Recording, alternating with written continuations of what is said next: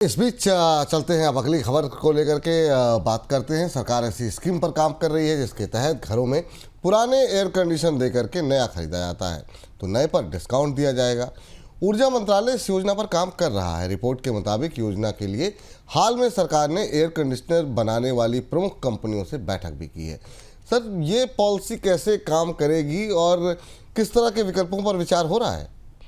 देखिए, सरकार की चुनौती ये है कि एयर कंडीशनर भारत में इनकी डिमांड भी बढ़ रही है और अब जो भारत में जिस तरीके से तापमान बढ़ता है उसके बाद एक अनिवार्य सी परिस्थिति बन गए हैं भारत में के अधिकांश कस्बों में भी और शहरों में तो पहले से ही थे।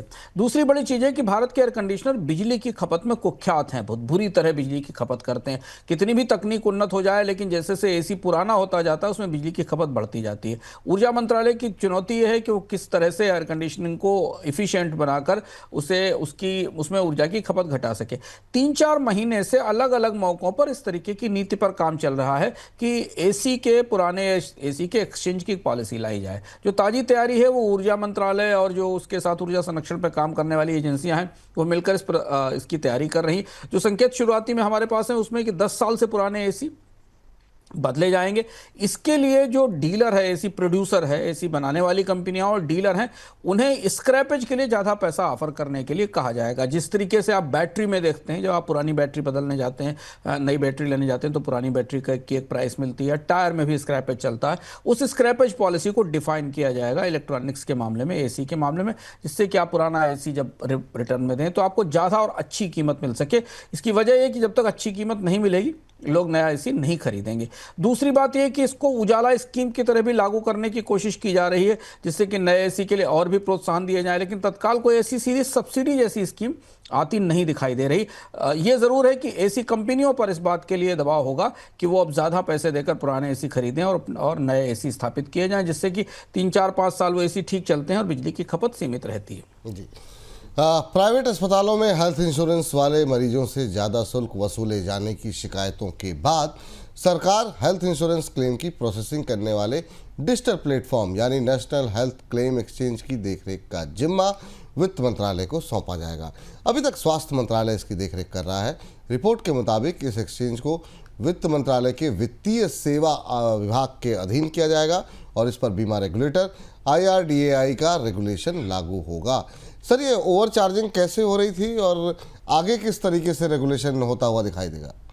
देखिए, ये रेगुलेटरी ओवरलैप का मुख्य इशू है और इसमें पिसते हैं आम उपभोक्ता। जब भी आप कभी बीमा हेल्थ इंश्योरेंस लेकर किसी हॉस्पिटल में जाते हैं तो हॉस्पिटल आपको ना तो डिस्काउंट देता है ना रियायतें देता है, बल्कि बीमा के कारण, चूंकि आपको बीमा से उसका रिटर्न मिल जाता है, क्लेम मिल जाता है, तो ज़्यादातर अस्पताल बीमा के वाले मरीजों से अतिरिक्त चार्ज कर रहे हैं। और ये स्थापित सत्य है, सरकार को भले ही ना दिखता हो, अब दिख रहा हो, लेकिन स्थापित सच है कि जैसे ही आप हेल्थ इंश्योरेंस के क्लेम के साथ किसी हॉस्पिटल में जाते हैं आपके लिए बढ़ जाती हैं।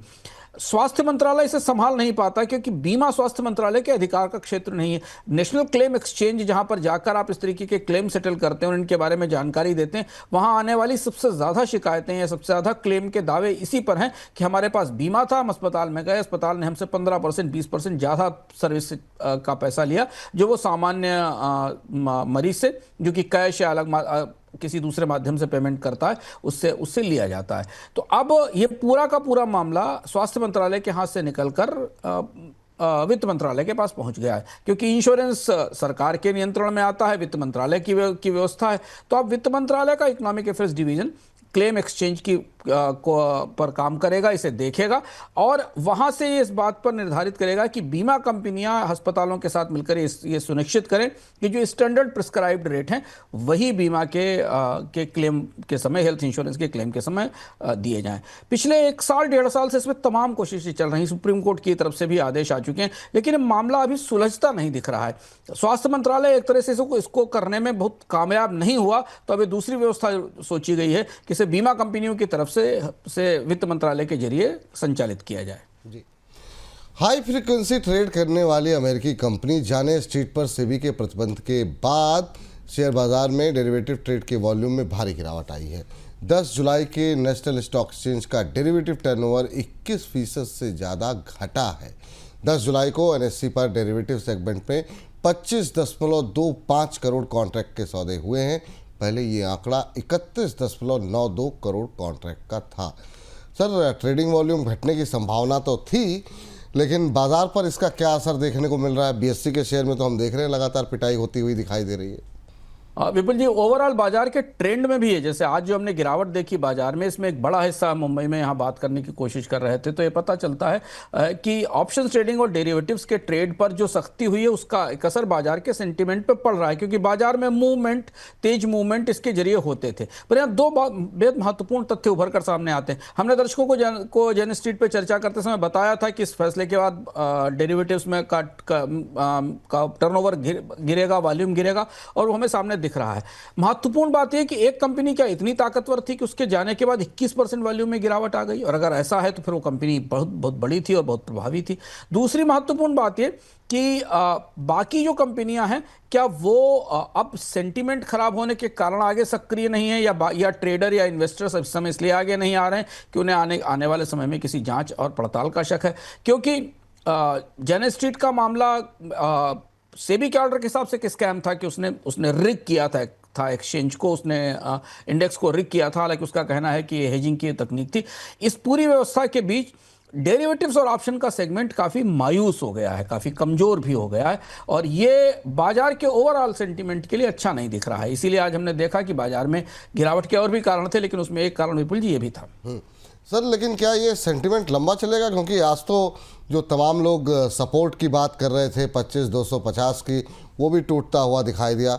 और हालांकि दो रिजल्ट आईटी के नतीजों ने भी थोड़ा निराश किया टीसीएस के, लेकिन ये भी एक बड़ा कारण बना हुआ है। और बीएससी के शेयर में पिछले 2-3 दिन के अंदर बड़ी गिरावट है। तो क्या ये जो नेगेटिव सेंटिमेंट है ये अभी कंटिन्यू होता हुआ दिखाई देगा?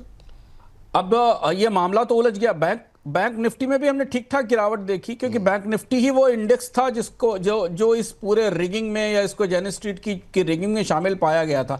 सेबी, अब तो ये मामला उलझ गया है, क्योंकि जिस तरीके के संकेत मिल रहे हैं कि जेन स्ट्रीट एसएटी जाएगी, अपीलेट ट्रिब्यूनल जाएगी, सेबी के खिलाफ मुकदमा करेगी, और इधर सेबी पूरी की पूरी derivatives trading, high frequency trading के कील कांटे नए सिरे से दुरुस्त करने की कोशिश कर रहा है। और इसलिए तो ये सेंटीमेंट पर इसका असर थोड़े लंबे समय तक चल सकता है, कि जब तक तस्वीर पूरी तरह साफ होकर सामने ना आ जाए। और जो बाकी ट्रेडर्स भी हैं, क्योंकि सेबी ने 2-3 दिन में इस बात के संकेत बार बार दिए कि वो अन्य एल्गो ट्रेडिंग वाली कंपनियां, हाई फ्रिक्वेंसी ट्रेडिंग वाली कंपनियों की भी जांच करेगी, तो कोई इस समय आगे बढ़कर इस पूरे मामले में जोखिम लेने में इंटरेस्टेड नहीं है। और इसीलिए आपको इंडेक्स के मूवमेंट पर हमें इसका असर दिखाई दे रहा है। लगातार दबाव बना हुआ है और महत्वपूर्ण सपोर्ट लेवल बाजार के अंदर अब टूटते हुए दिखाई दे रहे हैं।